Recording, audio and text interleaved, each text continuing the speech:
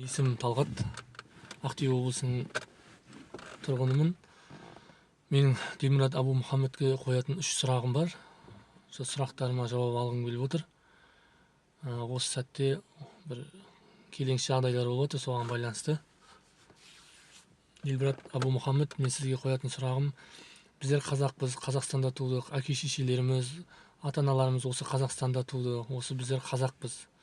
Осы қазақ елін қаншама жаудан қорғап алған ата-бабаларымыздың осы қазақ жері егеменді өмір сүріп жатырмыз. Аллаға шүкір, еліміз тыныш, жұртымыз аман, жақсы өмір сүріп жатырмыз. Енді сіздің түсінбейтінім, сіздің уағыздарыңызды тыңдап, мен намаз бастағалы 8 жылдай болса, мен сіздің сабақтарыңызды тыңдағаныма 5 жылдан уақыт асты. Енді мен сіздің уағыздарыңызды тыңдағаннан бастап, осы Қазақстандағы болып жатқан, Қазақстандағы өзінің дәстүрлерін жоққа шығарып жатырмыз. Біздің Қазақстанның өзінің дәстүрлері бар. Сол дәстүрлерді жоққа шығарып жатырмыз. Осы сіздің сабақтарыңызды тыңдау арқылы біз Қазақстанда көптеген дәстүрлерді жоққа шығардық. Сіздің ұлтыңыз өзбек, сіз Қазақстандағы өзбек болғаннан кейін сіз Қазақстанның жағдайын білмейсіз. Қазақтарды түсінбейсіз, білмейсіз. Ал біз қазақпыз. Қазақ болғаннан кейін біздің өзіміздің салт дәстүрлеріміз бар. Қазақстанның сол ата-бабаларымыздан келе жатқан өзінің әке-шешелеріміз осы күнге дейін ұстап келе жатқан өзінің дәстүрлері бар. Сол дәстүрлерді жоққа шығарып, бұның бәрі бидағат, адасқан деген сияқты нәрселер істеп жатыр. Бұл нәрсе қалай бұл? Мен түсінбедім.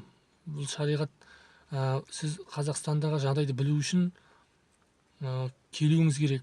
Келіп, Қазақстанның жағдайын көруіңіз керек. Содан кейін барып сіз салт дәстүрді түсінуіңіз керек.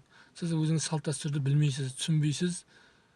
Сөйте тұра біздердің Қазақстандарымыздағы болып жатқан салт дәстүрлерімізді жоққа шығарып жатсыз. Бұл қалай болады? Екінші сұрағым: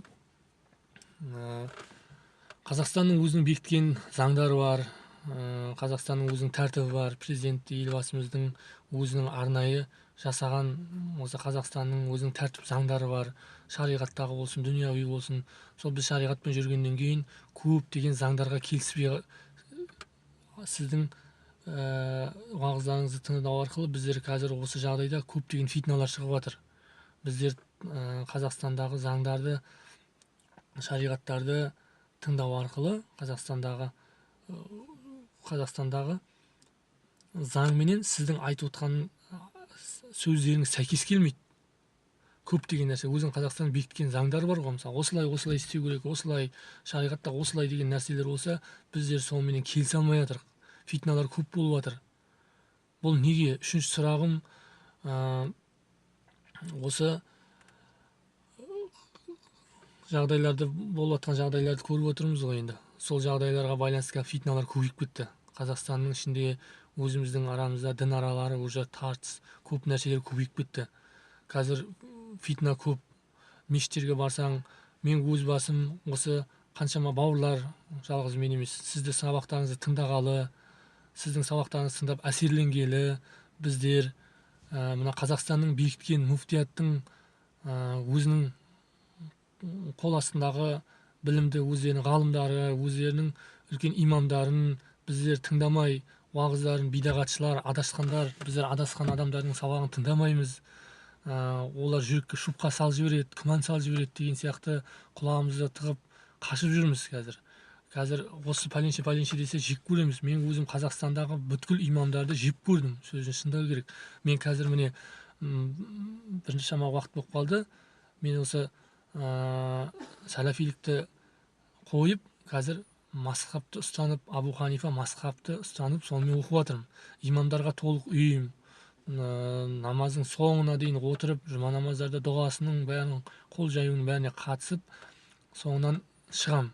Өйткені маған ең бірінші Аллахты жақсы көру, жәннат керек болса, сол жәннатқа апаратын жол ата-ананың разылығы, осы еліміздің тыныштығы, ел басшыға бойсыну, осы Қазақстанның өзінің бекіткен, муфтияттың бекіткен өзінің имамдарына бойсынып, тыныш бала шағамызбен өмір сүруді қалаймыз. Сол шариғатта соны қалайды деп ойлаймын өзім. Ал бізде қазір олай болмай жатыр. Фитна көп, тартыс көп. Ана жерде анаумен тартысып жатыр, мынау жерден тартысып жатыр. Сен кімсің? Бидағатшысың, адасқансың, сенен сұрақ алынбайды. Сонау 17-20 жыл білім алған үлкен имамдарды жоққа шығарып жатыр. Олар адасқандар деп. Ал біздерде қазір осы жүргенде мен өз басым дәреттің шарттарын, намаздың шарттарын білмейміз. Көптеген бауырлар білмейді. Сөйте тұра үлкен адамдарменен тартысып жатыр, фитна болып жатыр. Сондықтан менің айтатыным осы нәрселерді тоқтауды, осыны қазақтың мына жас балдардың сезімге беріліп, Қазақстандың мынандай жағдайларда болып жатқан, еліміз жан-жағымыз соғыс, жан-жағымыз аласапыран болып жатқанда, осы Қазақстанның бірлігін ұстау үшін, ынтымағын күшейту үшін, елімізді әрмен қарай дамыту үшін сізге осы Қазақстандағы жас балдарға, осы имамдарға, осы Қазақстанның өзінің бекіткен заңдарына бойсынуды бұйыруды сұраймын. Өйткені бізге ең бірінші керегі еліміздің амандығы, жұртымыздың тыныштығы. Сол бізге бақыт. Қазір бізге артық фитналардың керек емес. Сондықтан сізге осы 3 сұрақты қойып, осы 3 сұрағыма мен жауап алсам деймін. Өйткені қаншама уақыттан бері көріп жүрмін, бұл нәрсе қаяққа баратыр, қаяққа барып тоқтайды, мен өзім білмей жүрмін, сөзін шындай керек. Мен қаяққа барып тоқтаймыз деп мен түнде жатқанда ойлаймын, бұл нәрсенің баратын жері қаяқ, не мақсат деген сияқты. Осы нәрселердің сұрағымды жауап алғым келеді. Ассаламу алейкум ва рахматуллахи ва баракатуху.